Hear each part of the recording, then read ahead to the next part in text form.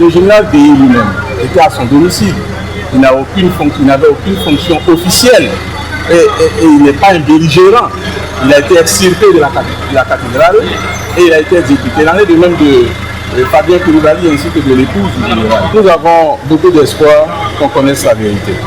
Et c'est pour ça que vous avez dû constater qu'il y a eu beaucoup de questions qui ont été posées, énormément de questions, quelquefois qui vont dans certains détails. Nous allons faire le point, nous allons faire la synthèse et nous allons dégager les lignes de force de cet interrogatoire.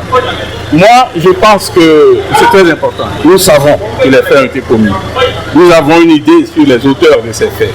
Mais avec Kwasi Kwadwo, qui est, je dirais, au centre de ce dispositif, à tort ou à raison, mais qui est au centre de ce dispositif, c'est beaucoup de choses. C'est ce que je disais il y a quelques minutes. Et avec lui, on en apprendra beaucoup. Peut-être on en apprendra plus qu'on ne le sait.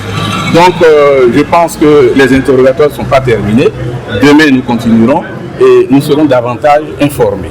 Le prévenu qui a parlé a dit qu'il était sous pression au moment où il était interrogé par la police judiciaire, c'est-à-dire en 2013.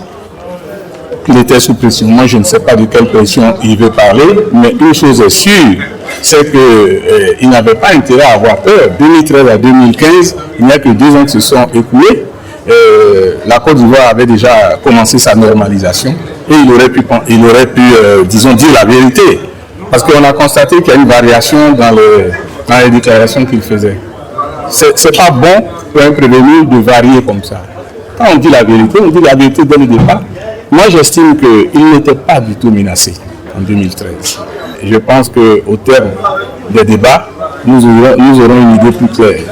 Mais je pense qu'ils sont dans le box des prévenus.